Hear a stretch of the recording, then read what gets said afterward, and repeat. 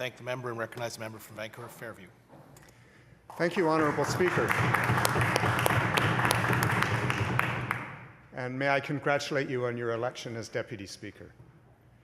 Honourable Speaker, I'd like to begin my remarks today by noting that we are on the home of the Songhees Nation and to express my appreciation for them welcoming us here to do the business of the people of British Columbia. I'd also like to say what a great honor it was for me the day I was sworn in, and I know it was a similar honor for all new members of the House on both sides, and I'm also sure that it was an honor for members who've sat here for many years. They both remember the time they first entered the House, and they're honored to re-enter the House. So let me also say that I want to express my appreciation to my predecessor, Margaret McDermott, for her service to the people of Vancouver-Fairview, for her service to the people of British Columbia as a member of government in a number of capacities. I enjoyed in the campaign the fact that while we disagreed about issues, we fought a campaign based on issues, not on personalities. And I also want to express my deep appreciation to her for the grace with which she handled the turnover in Vancouver-Fairview and for spending time talking to me about what to expect, about issues that she had tried to advance for the people of Fairview to make sure that I was able to pick up where she left off. It was truly a pleasure to engage with somebody with so much dignity and respect for this institution.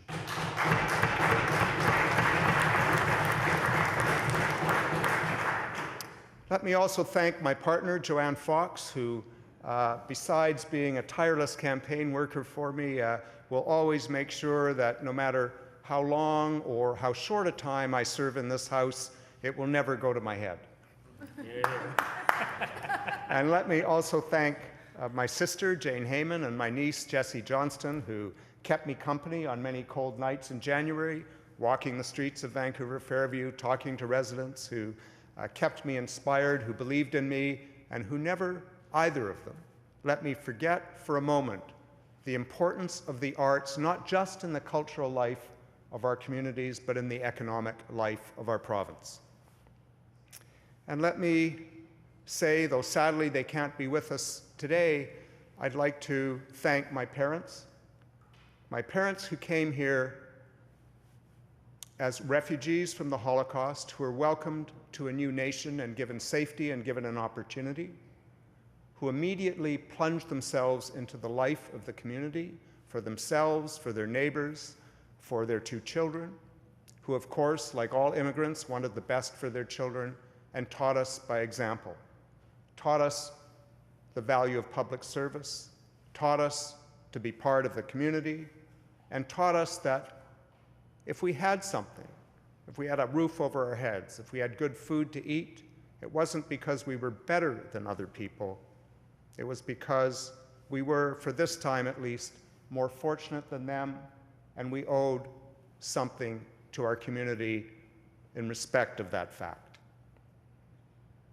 Before I talk a little bit about the nature of my riding Vancouver-Fairview, let me recognize 2 friends and constituents who've joined us in the gallery. Neil Adams, a former journalist who would be well known to many members of the press gallery and perhaps some members of this legislature, and Roz Kellett, a high school teacher in Vancouver-Fairview, as well as a former candidate in Vancouver, or a candidate for nomination a candidate in Vancouver-Fairview. Long memory leaving me today. Thank you, Roz, for everything you've done for the people in Vancouver-Fairview, and I hope you're not only here to make sure that the people in Vancouver-Fairview didn't make a mistake on May 14th. Vancouver-Fairview is a wonderful, diverse community. It has a great diversity of people. It has a great diversity of neighborhoods. It runs from parts of Mount Pleasant in the east with old rental housing, as well as young families moving in, all the way to the established neighborhoods of Shaughnessy on the west side, where I am pleased to say I actually won a few polls.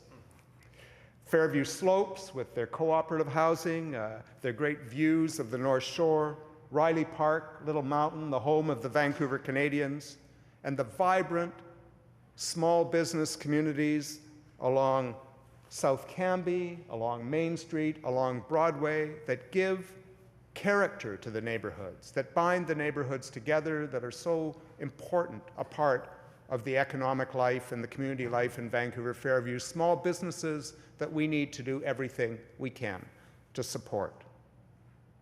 My first events as an MLA were very meaningful for me. The very first place I was asked to speak as a new MLA in Vancouver-Fairview was Mosaic's Aboriginal Celebration Day. It was an honor for me to see representatives of many First Nations and other nations from around North America coming together to talk about the great cultural fabric we weave together when we listen to each other, when we respect each other, when we support each other, and when we understand each other's cultural heritage and how it both differs from and adds to our own.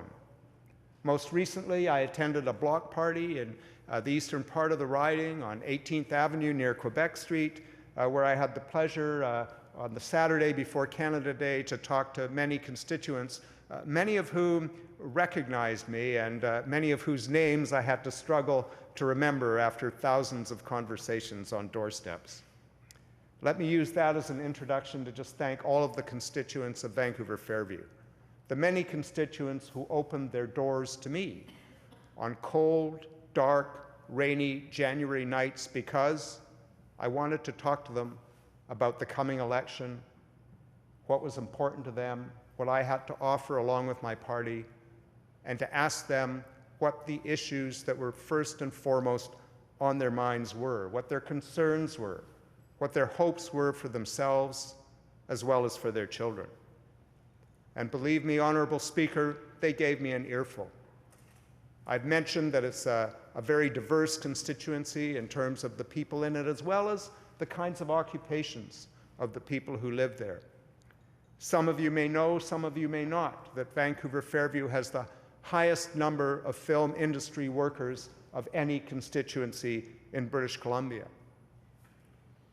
Those workers stressed to me how important it was that we save BC film, that we understand that whether we believed that leapfrogging tax credits ultimately was the answer to saving the film industry, that if we didn't take action, we risked the talented people who had developed their skills in British Columbia leaving with the films on which they were working for other jurisdictions, that we risked losing the infrastructure that had carefully been built up for BC film.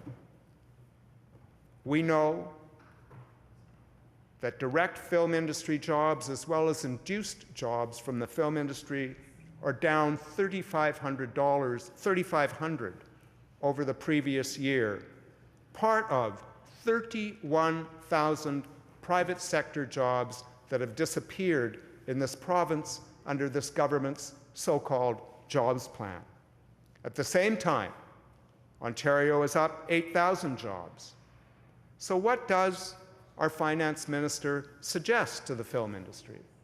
The finance minister a couple of weeks ago suggested that he would take a mission to Ontario and Quebec and talk to the ministers in those two provinces about cooperating to end the leapfrogging tax credits.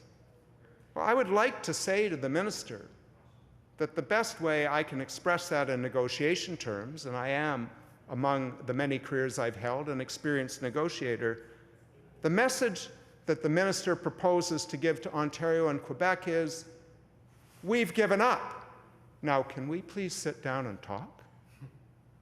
Honorable Speaker, I've been asked to lecture on negotiations at the Sauder School of Business at UBC, at Royal Roads University, at Simon Fraser University, and I can assure you, Honorable Speaker, if I had suggested that as a sound negotiation strategy, first you give in, then you ask for a favor, I think the students would have quickly left the classroom and gone looking for something on the internet that taught them how to really get a deal in their own interests.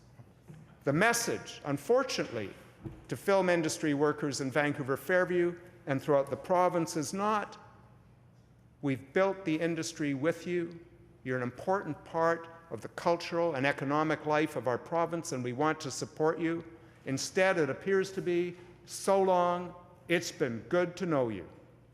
The finance minister says we cannot afford to give tax credits to this industry with 3,500 jobs lost and many more at risk.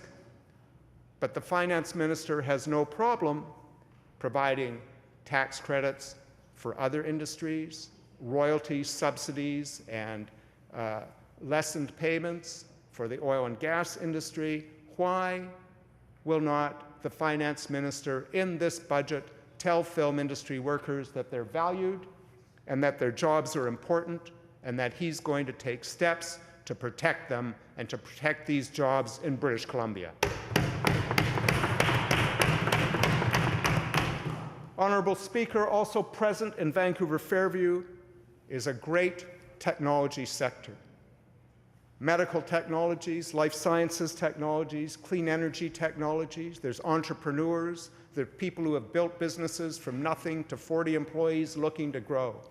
There's the opportunity for much more growth in technology in Fairview as there is throughout the province.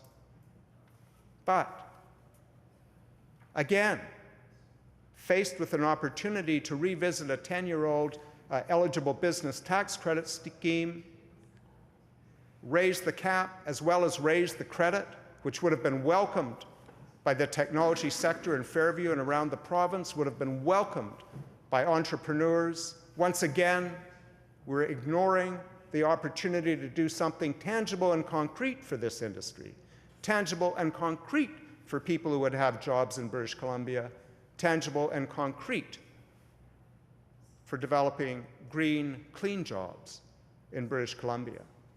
My friends who are in venture capital in the technology industry, as well as entrepreneurs, say that this would have been well received. They also tell me, Honourable Speaker, that there are currently more jobs in technology in British Columbia than in mining, forestry, oil and gas put together, which is not to say that our resource industries are unimportant. Of course they are, and we need to add value to them. But we need to put our money where our mouth is on clean jobs, clean energy, clean technology, and give entrepreneurs the signal they're looking for to draw investment to BC, to build their businesses in BC, and to create jobs in BC.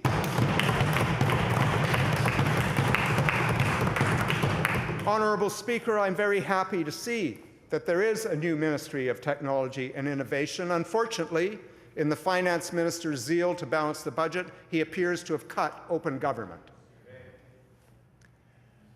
And I would like to say to the Minister, through you, to the government, when can we expect to see some clear measures as the government plans to increase data sharing? When can we see some clear measures in the face of the Information and Privacy Commissioner's recent report condemning privacy breaches? When can we see a plan for increased protection of British Columbians' privacy? When can we see the plan that will make clear ministry policies on the protection of privacy, make clear how those will be communicated to employees and contractors, where the training programs are, and make clear that there will, in fact, be oversight around the implementation and maintenance of those policies so we never have to see another report like we just saw from the Privacy Commissioner. I would like to say to the Minister, through you, Honourable Speaker, that I look forward to proposals for job growth and innovation and technology. And if we see those on this side of the House, I know we will be supporting them. And if we don't see them, we will be proposing them. Because, frankly, what we've seen in this budget is a cut in the Provincial Innovation Council from the numbers in the 2012-2013 fiscal year. Honourable Speaker, one of the issues that was consistently raised as I went around from door to door in Vancouver-Fairview was the issue of education.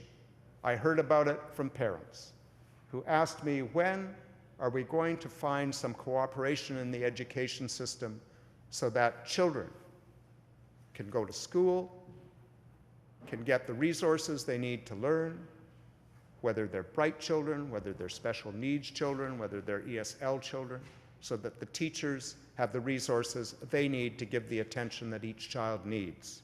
And I heard from teachers the same concerns. And what I didn't hear from teachers was what they wanted in terms of money, what they wanted in terms of changes in the classroom. The one thing I heard consistently from teachers was, we just want to be treated with respect for the work we do for children and families. And in the face of teachers asking for respect, what do they get? In the midst of what was beginning to look like cooperative, communicative dialogue with the representative of the school trustees, this government has called off bargaining, changed the rules, taken a policy plank from page 82 of their platform and said, this is the way it's going to be. Honorable Speaker, I sincerely hope, in spite of this, that there will be productive negotiations with teachers, but I fear for the education system, I fear for teachers who have had it up to here with a lack of respect, and I fear for the families in Vancouver-Fairview who just want their kids to be able to go to school and get a good education so they can get ahead in their lives.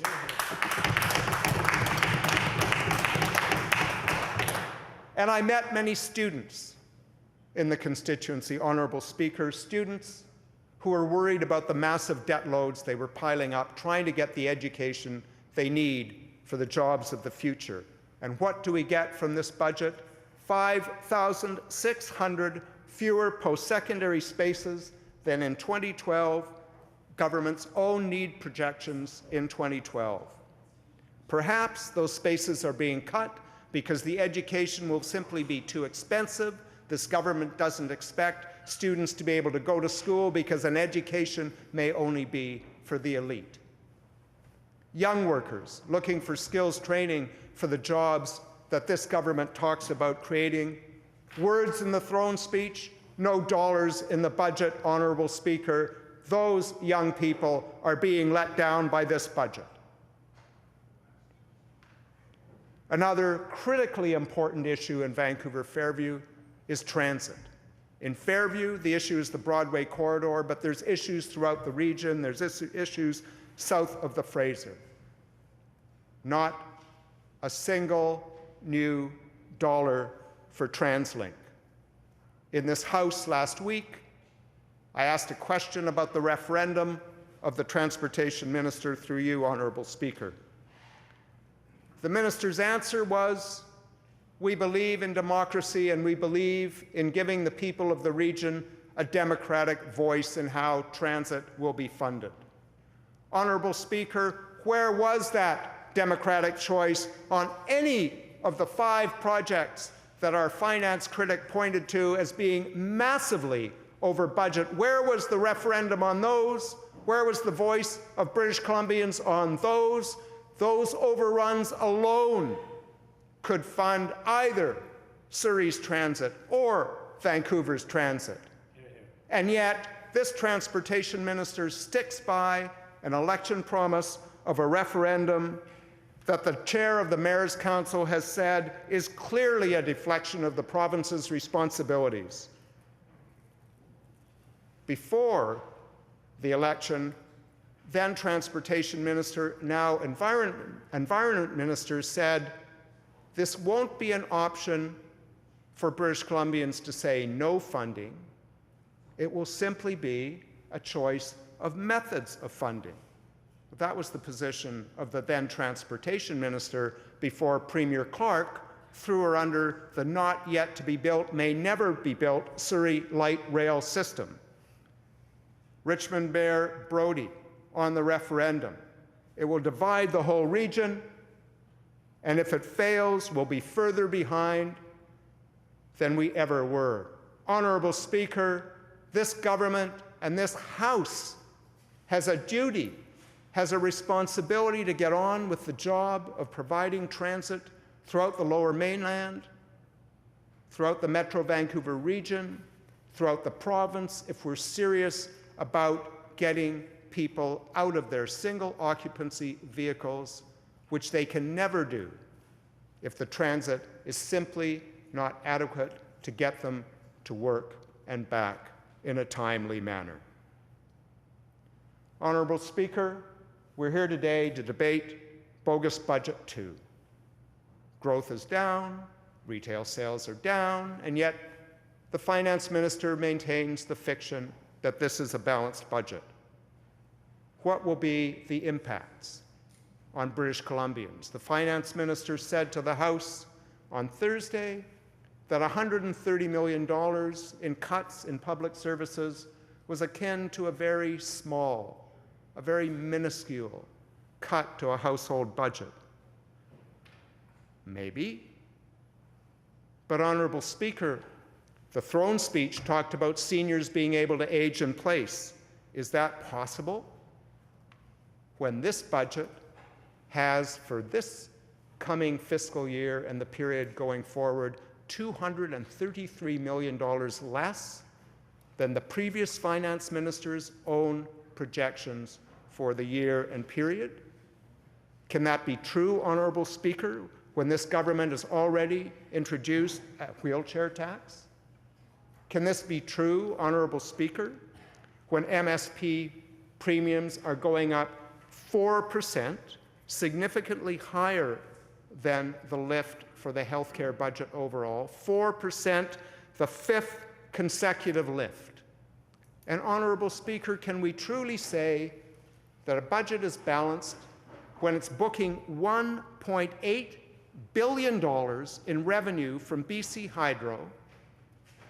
Honorable Speaker, how can BC Hydro provide dividends to get this government out of the red and into the black when we all know the deferral accounts are burgeoning? The Auditor General pointed to the deferral accounts. We cannot get a straight answer from the Energy Minister about what rates will be, how high they're going up, and when they're going up.